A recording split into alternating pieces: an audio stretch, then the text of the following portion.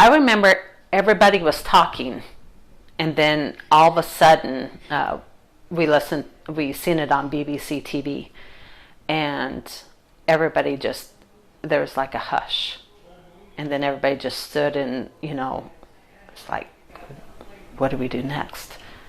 I was in a small town and no money for college, so I enlisted into the Air Force. Okay. I signed up when I was 16, so my mom had to sign the form to authorize me to go in, and I was 17 when I graduated high school, and I turned 18 July, and I went in October of 87. Every Air Force person goes to San Antonio for basic training. And then I was one of the lucky ones that got to stay in San Antonio and went to the other side of the base for my security police training. I was selected to go to M60 school, so I stayed there another 2 weeks. Since I was part of the security police, I had to learn how to secure the base, so we went to Air Base Ground Defense in Fort Dix, New Jersey. Okay. For 6 weeks, and then we trained with the Army. We were treated like Air Force people under Army rules. Got to dig a foxhole for the first time. That was quite an experience in the middle of January in New Jersey.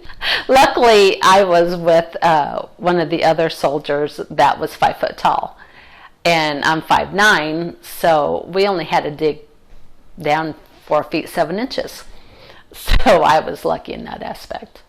Okay, well, for civilians, I'm going to use the scenario of Rambo. Okay, so when Rambo went in the water and came up firing, that was the M60. Yeah, I carried that for 6 years. So I got to set up in the turret, and my turret could go 360 degrees.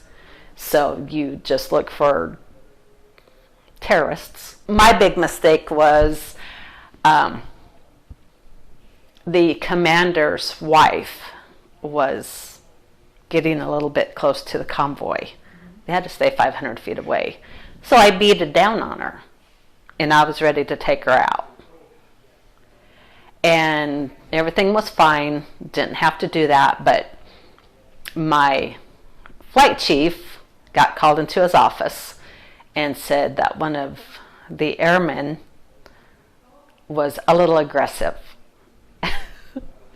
And he told him what happened. And I said, we're out there to protect the convoy. I didn't get in trouble. Actually, I was looked upon as a troop that's very aggressive in what we have to do. We have to keep everything safe, and I got a letter of achievement out of it. I went over to Lakenheath, England. Well, I was pregnant at the time, so I got to do many things. I was a gate guard to letting the lorries in, so I'd fill out their day pass, let them in, and a lorry is a semi, but the English called it a lorry. And then I worked in a newspaper building, and I worked in our orderly room. I handed out gas rations and cigarette rations and things like that. But the one thing that really stood out in my time over in England was I saw the first firing of the Desert Storm. And that was August 2nd, 1990. I was sitting there, and my husband at the time had brought food so we could eat supper together, because I was on swing shift, he was on graveyard. And so he was with me when we got to see the first firing. That was a very scary. I mean, I was 6 months pregnant. I knew I wasn't going to get deployed, but he could have gotten deployed, and then the fallout, if I would have got deployed after I had my daughter, then she would have went stateside for the grandmothers to raise until we got back from the sandbox. But luckily, our commander would not deploy any of the security police. We were there to defend that base. Not that I wanted to see any war or bloodshed or anything like that, but it would have been just another experience. We were there 3 years. We were a long tour. It does. I am a veteran service officer for 2 counties, for Burt County and Thurston County. I process paperwork for the veterans to go into like health care, for say if they got hurt while they were in the military, so that would be compensation claims, educational benefits.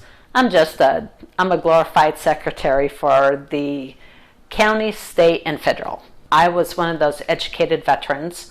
I got out overseas, so I never got briefed on who to go see if I had gotten injured or anything, which I did. So in 2010, I filed my own claim, and in 2012, I became a veteran service officer. It's very important to have the VSOs around the counties, so we can help the soldiers out, not only getting out of the military, not only doing their compensation claim, but getting them back into society as being a civilian. I am a firm believer of the military. I think everybody should do 2 years, minimum. It'll either make you grow up or not. It gives you a sense of responsibility. It gives you a sense of patriotism.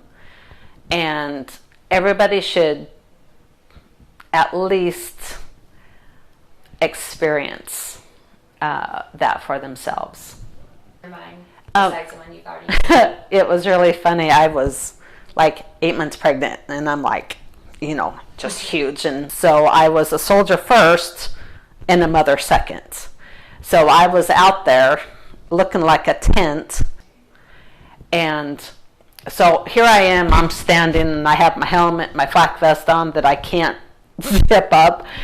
And this general comes, and he's in charge of this airplane. And he's thinking he's going to get through me. You're not going to get through me. So I locked and loaded my weapon, and I said, "You are not to come step into the cordon." He's like, "Do you know who I am?" I'm like, "Don't care." And so once he got clearance, which was a couple of hours later, and he was very hot up underneath the column, threatened us all with Article 15s and so on and so forth, because that's his airplane. Finally, he got to go in. And the next day he went to my commander and said, "Do you know this Sergeant Thompson so-and-so out there was guarding and wouldn't let me in? Don't you know who she is?" And then my commander says, "She's a security police sergeant in the United States Air Force doing her job." A letter of accommodation for doing my job. Thought I was going to get killed, though. Another story real quick was the colonel's wife, my boss, his wife. I'm riding an SART. It was Blue 5. We're a mobile 2-team to protect the area.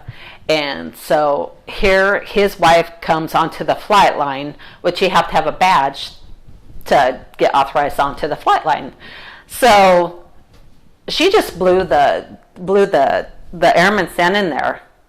Just blew the gate.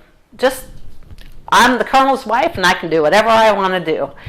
And so he calls for help, and so finally we stop the vehicle before she gets like 10 feet into the area, and we all deploy. Here I'm sitting up in the turret, or I'm on the 2-man fire team. The 4-man fire team, he's standing up in the turret. He beats down on her, and she's like, oh my God. So we get her out of the vehicle, and I start searching her. And mind you, it's the colonel's wife. So back office ops was hearing all the hubbub going out on the flight lane, and I'll remember this forever. Captain Contradas, he was like 5'2", and he weighed maybe 95 pounds. He comes out and he's waving his arms going, "It's not Sergeant Thompson, it's Penny, Penny." And he's like, "Stop what you're doing." And I look at him like, "No, I'm doing my job. Here we go. We're searching this like 60-year-old woman." And she is just in tears. So he comes up and he gets me off of her, and we step back, and we're still locked and loaded. And he says, he apologizes to her, and I am offended. I'm like, she's running our gate. She could have a bomb in the back of her car ready to blow up us or an airplane or something. You never know. So I got a letter of reprimand for that one. But that's just a couple of the things that a airman sergeant soldier experiences in their lifetime. So I'm very proud.